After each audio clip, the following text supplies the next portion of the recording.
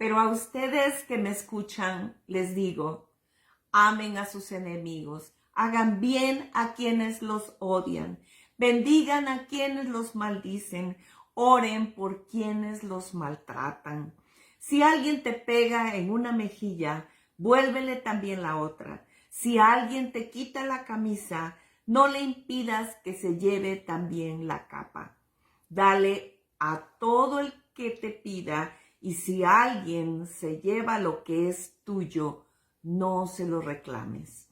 Traten a los demás tal y como quieren que ellos los traten a ustedes. ¿Qué mérito tienen ustedes al amar a quienes los aman? Aún los pecadores lo hacen así. ¿Y qué mérito tienen ustedes al hacer bien a quienes les hacen bien?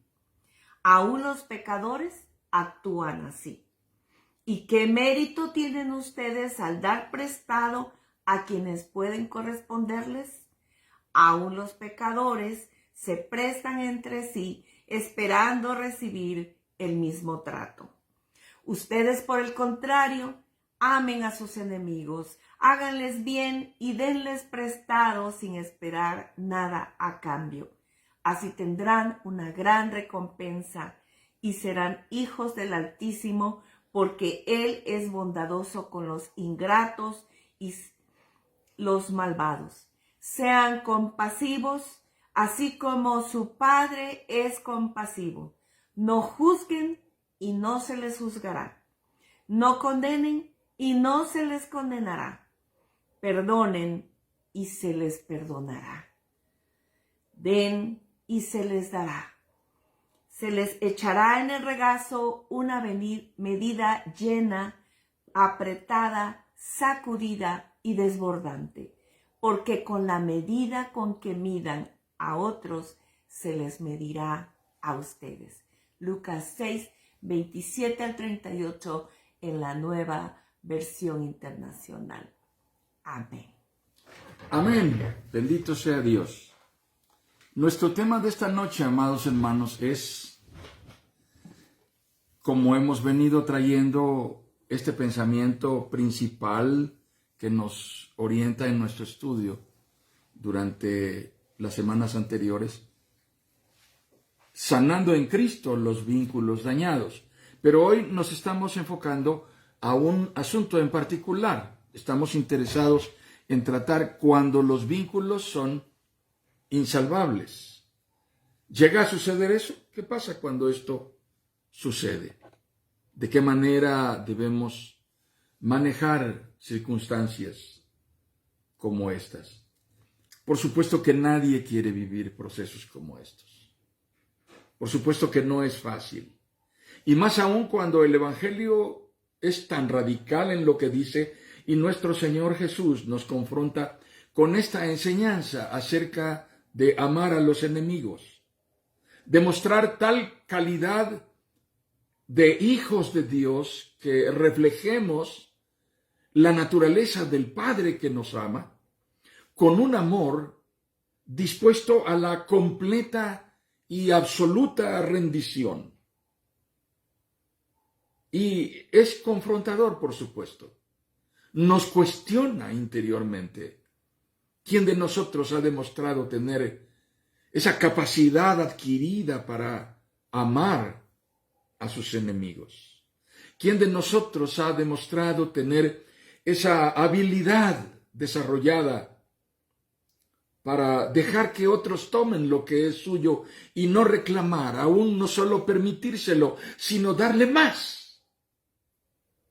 No es realmente fácil. No, en realidad. Y no creo que sea común en la experiencia de la mayoría de nosotros haber permitido el despojo y quedarnos con los brazos cruzados. Por el contrario, habitualmente reaccionamos en defensa de lo que llamamos nuestro, de lo que poseemos, y buscamos marcar los límites para que los demás no abusen de nosotros, y les advertimos que si intentan hacerlo, no estaremos desprevenidos. Solemos reaccionar de esta manera, ¿no es cierto? Pero en realidad el énfasis de nuestro Señor Jesucristo está en esta parte. ¿Qué mérito tienen ustedes al dar prestado a quienes pueden corresponderles? ¿No es eso lo que hacen los pecadores? ¿Qué mérito tienen ustedes al hacer bien a quienes les hacen bien? Esto es lo que hace la gente impía. ¿Qué mérito tienen ustedes al amar a quienes les aman? No, incluso los que no conocen a Dios hacen eso. Ustedes, por el contrario, amen a sus enemigos, háganles bien, denles prestado sin esperar nada a cambio. Y aquí está la razón, la causal de esta conducta. Aquí está la justificante, la poderosa justificante de nuestro Señor Jesucristo. Así tendrán una gran recompensa y serán hijos del Altísimo, porque Él es bondadoso con los ingratos y malvados. Bien, el énfasis ineludible, insoslayable de nuestro Señor Jesucristo está en esto, en reflejar la naturaleza del Padre, reflejar el carácter, ser un testimonio de cuál es el carácter misericordioso, el carácter compasivo de Dios. De tal manera que no se trata de amar a nuestros enemigos para echárnoslos a la bolsa y hacerlos nuestros amigos, lo cual quizá pudiera suceder, pero en la mayoría de los casos quizá ni siquiera sea posible. No es una probabilidad. No hacemos esto por tener un compromiso con nuestros enemigos, ni siquiera por encontrarnos en deuda con ellos o en desventaja hacia ellos. Hacemos esto porque tenemos deuda con el Padre, nuestro compromiso es con el Padre. Nuestra verdadera y real asignatura es reflejar la misericordia y la gracia de Dios, porque somos hijos de ese Dios y nos comportamos como nuestro Padre se comporta. Entendiendo esto, en este contexto de la palabra, es más claro y tal vez incluso es algo que estaremos más dispuestos a reconocer como una verdad que tiene sentido para nuestra vida. Porque, hermanos, hay situaciones en las cuales no podremos evitar que aparezcan enemigos ante los cuales tendremos que dar la cara y tendremos que enfrentarlos y tendremos que seguir siendo creyentes en Jesucristo que no niegan su testimonio y que reflejan ser hijos de Dios, aún en esas circunstancias, adversas. Ahora bien, hoy estamos tratando con el tema cuando los vínculos son insalvables.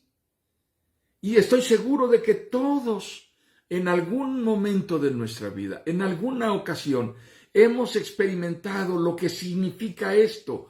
Vínculos que ya no pueden ser rescatados, relaciones que perdemos de una manera lamentable, triste, por decirlo menos. Así que vamos a comenzar reconociendo que este es quizá uno de los dolores más profundos que las personas podemos experimentar.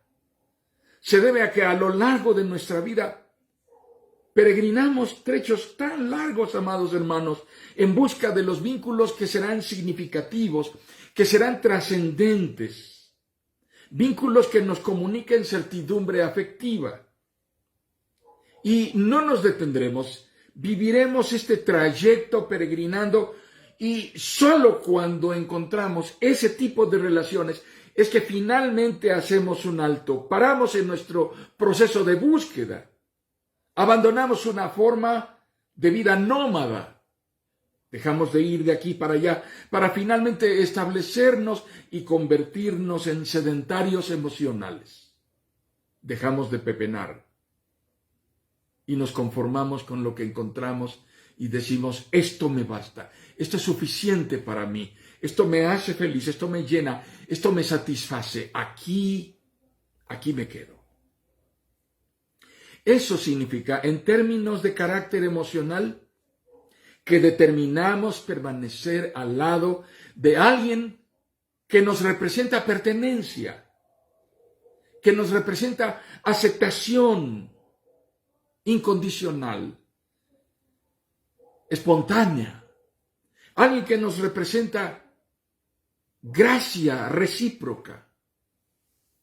No solo sucede en términos románticos, hermanos.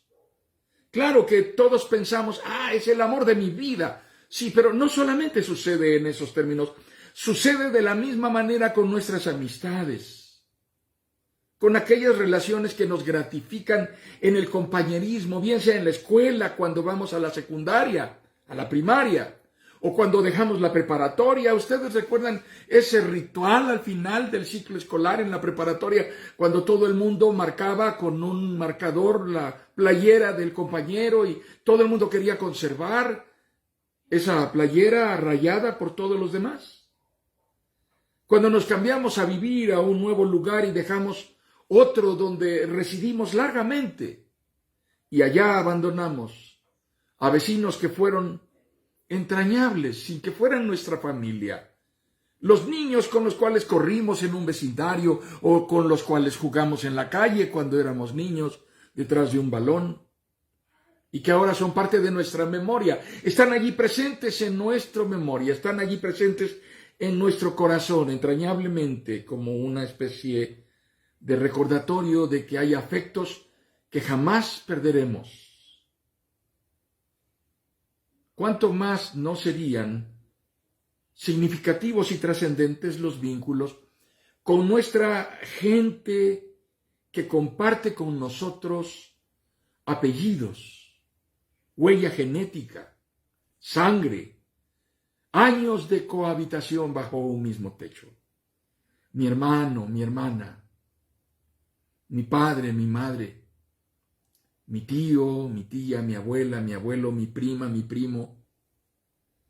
Así que la ruptura, por la causa que sea, cualquiera que sea la razón, la ruptura será inevitablemente traumática. La ruptura dejará marcas dolorosas. Sin embargo, la manera más dolorosa de terminar una relación es cuando esta ruptura sucede por medio de una fractura traumática. Me refiero a una forma de ruptura que marca con algo más que dolor, que deja una huella, una cicatriz, una herida honda, profunda, sangrante.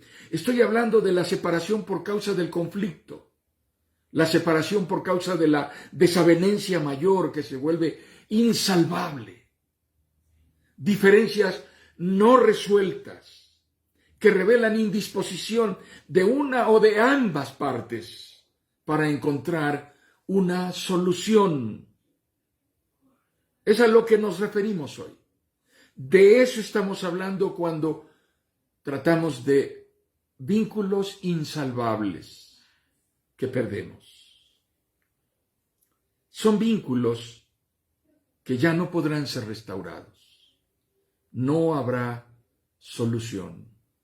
No hay manera de conciliar. Y aún en esas circunstancias es necesario entender que como hijos de Dios continuaremos procediendo bajo la ética de los valores del reino de Dios. Y esto es lo complejo, que tendremos que seguir siendo cristianos aún en medio de una ruptura que ha significado crisis y conflicto. Es difícil, ¿verdad? Quiero leer una porción de la palabra del Señor. Una porción de la palabra del Señor que nos hace pensar en cuándo un conflicto se presenta y cómo podemos afrontarlo. Esto sucedió en el libro de los Hechos, es una historia bíblica.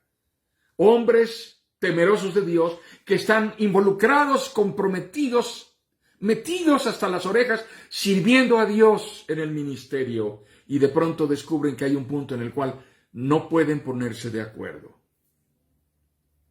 Esto es Hechos capítulo 15. Algún tiempo después Pablo le dijo a Bernabé: volvamos a visitar a los creyentes en todas las ciudades en donde hemos anunciado la palabra del Señor y veamos cómo están. Resulta que Bernabé quería llevar con ellos a Juan Marcos, pero a Pablo no le pareció prudente llevarlo.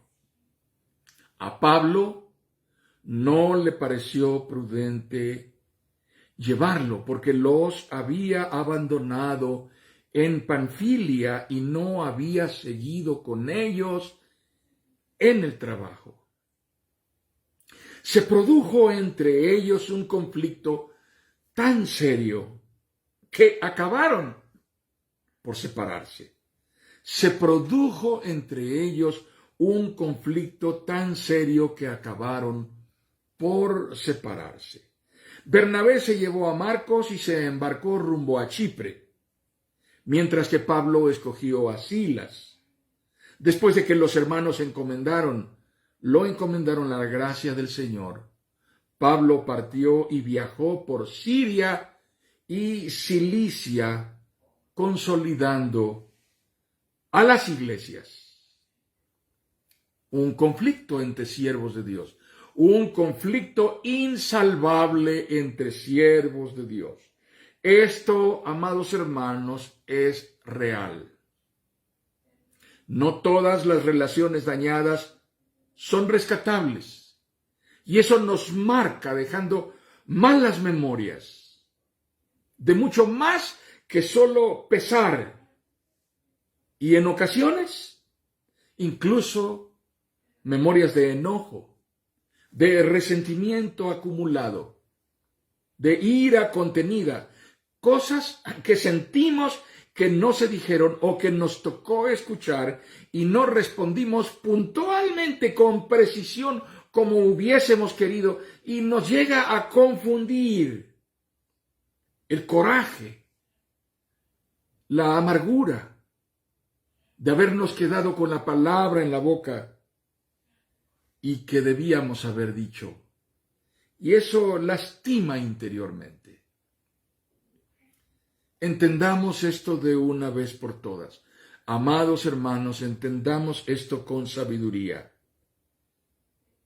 Las relaciones no son un terreno que está lejos o evadido u oculto de la autoridad y control soberano que Dios ejerce.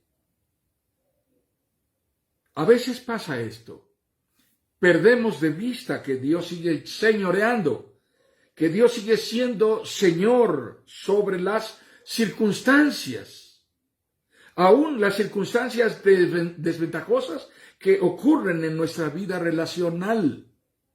Perdemos de vista que Él sigue siendo el Señor y estando en control aún por encima de las circunstancias más adversas y que no desearíamos nunca que sucedieran en nuestras relaciones. Dios sigue estando en control respecto aún de esto.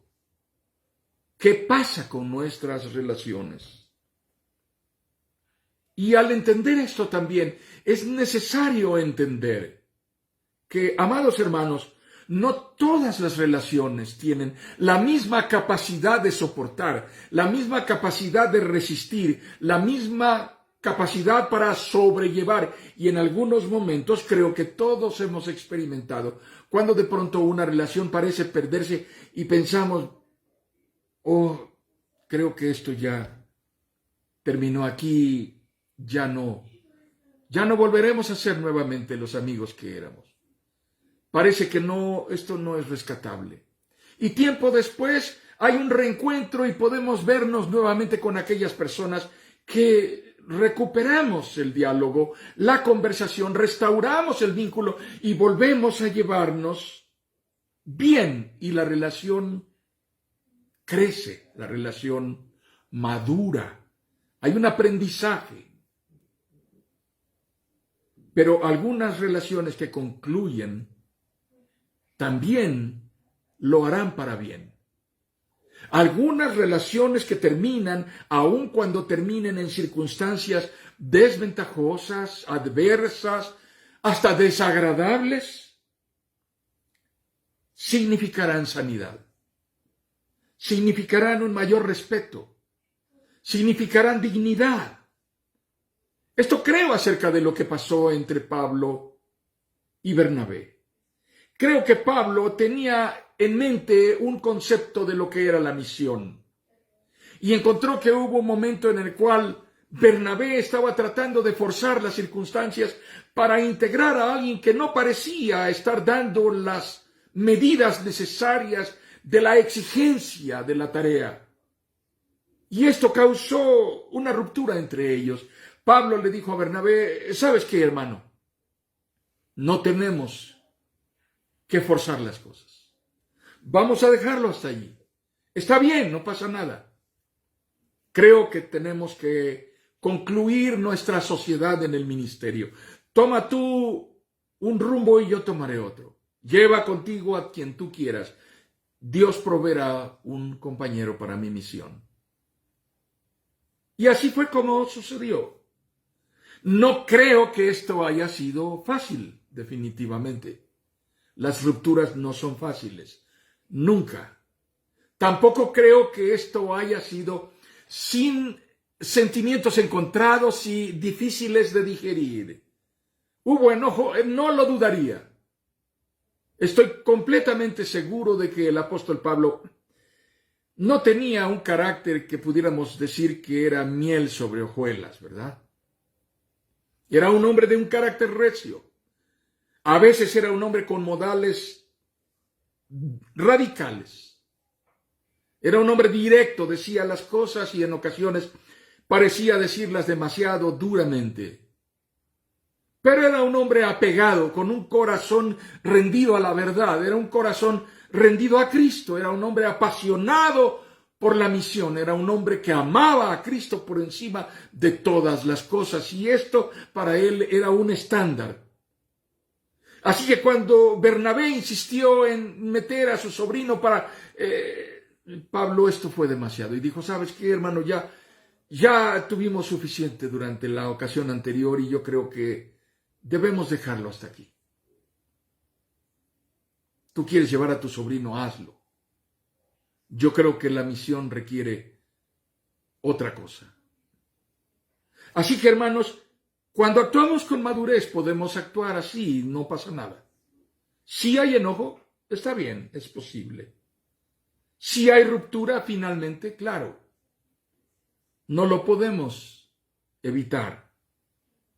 Pero al final, lo idóneo sería que pudiéramos construir un mayor respeto, una mayor dignidad, un mayor reconocimiento. Tú tienes un ministerio, Bernabé, cúmplelo. Yo quiero honrar mi ministerio y quiero cumplirlo también.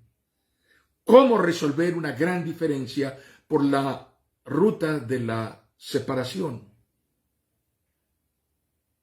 Nuestro testimonio como hijos de Dios y creyentes en Jesucristo, maduros en la fe, con una fe sólida, cimentada y arraigada en el Evangelio, estará siempre en juego, hermanos.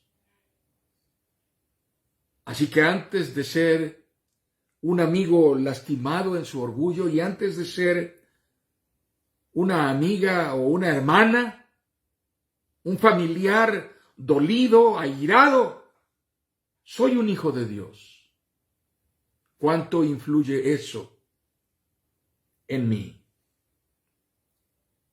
Nuestra condición y nuestro privilegio como hijos de Dios amados no termina con nuestras relaciones rotas. Seguimos siendo hijos de Dios, aun cuando nuestras relaciones con alguien entrañable haya terminado y haya dejado heridas y estemos dolidos y nos pese lo que sucedió. Aún en esa circunstancia seguimos siendo hijos de Dios. Dios sigue tratando con nosotros. Podemos venir al Padre y buscar el refugio que hay en Él, en esto. No tenemos que huir de Dios. Por el contrario, tenemos que venir a Él. Así que rendición de aquello que no tuvo una solución o una alternativa deseable para nosotros es una buena manera de terminar. Está bien hasta ahí. Está bien hasta allí. Es prioritario que haya paz y respeto. Es prioritario que el nombre de Cristo sea honrado en el testimonio de cada uno de nosotros. Es indispensable que tratemos esto como hijos de Dios y que honremos a Cristo en lo que estamos decidiendo hacer. Así que aceptemos que Dios tratará con cada uno de nosotros. Dios, que tiene el control, tratará con cada quien y llevará a cada uno a madurar, a crecer, a desarrollar un aprendizaje acerca de lo que está pasando y de las razones por las cuales sucedió lo que sucedió.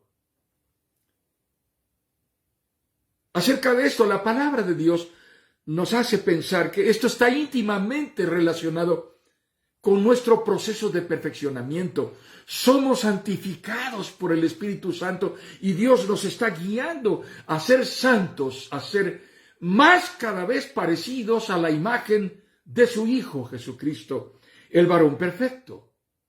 En la epístola a los Hebreos somos llamados a la santidad. La palabra de Dios dice: busquen la paz con todos, busquen la paz con todos. Y la santidad, sin la cual nadie verá al Señor. Asegúrense de que nadie deje de alcanzar la gracia de Dios, de que ninguna raíz amarga brote y cause dificultades y corrompa a muchos, y de que nadie sea inmoral ni profano como Esaú, quien por un solo plato de comida vendió sus derechos de hijo mayor. Después, como ya saben, cuando quiso heredar esa bendición, fue rechazado. No se le dio lugar para el arrepentimiento, aunque con lágrimas buscó la bendición. Lo que dice la palabra del Señor acerca del caso de Esaú, quizá todos los que hemos leído la Biblia lo recordamos. Esta historia ocupa un espacio muy importante en el libro de Génesis. Es un doloroso proceso de ruptura y distanciamiento que duró décadas entre dos hermanos que al cabo de muchos años, cuando habían sido hombres mayores y habían construido cada uno su propia familia, su propio clan, terminan teniendo un encuentro de reconciliación. Esaú vendió algo que consideró que no valía tanto. Lo hizo a cambio de algo que deseó tanto, tan ávidamente. Pero después deseó no haberlo hecho, se arrepintió, demasiado tarde. Lo que vino a consecuencia es que hubo amargura allí. Nuestras decisiones pueden conllevar procesos dolorosos y amargos al cabo de los años. Amados hermanos, sí es posible que tomamos decisiones torpes acerca de con quién relacionarnos, torpes acerca de qué estamos dispuestos a rendir y a dar, a ceder cuando nos relacionamos. Decisiones insensatas al relacionarnos de una manera que Dios no aprueba, que Dios ha dicho que no le agrada. Al relacionarnos de una manera que evidentemente conllevará desventajas a relacionarnos en circunstancias en las cuales nosotros siempre tendremos que dar más y más y más. Y del otro lado habrá siempre un barril sin fondo demandante. Relaciones manejadas y manipuladas por el chantaje, por la extorsión emocional, por la violencia, por la agresión. Relaciones en las que no prevalece el respeto. Relaciones en las que no hay dignidad. Relaciones en las que no hay paz. No hay un ánimo de conciliación, no hay un interés de edificación, no hay un interés de construir vínculos sólidos y sanos. Solamente un objetivo de ver qué puedo conseguir.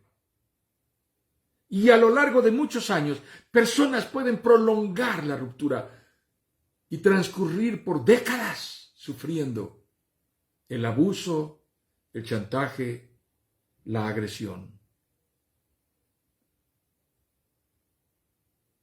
Tenemos cosas que aprender en la palabra. Es posible que aún habiendo hecho lo que se nos enseña en la palabra de Dios y lo que nuestro Señor Jesús nos enseñó que debíamos hacer, aún en esas circunstancias, es posible que una relación no sea viable. Es posible que no sea practicable la restauración, la reconciliación, la sanidad, la restauración de una relación dañada. No siempre es posible.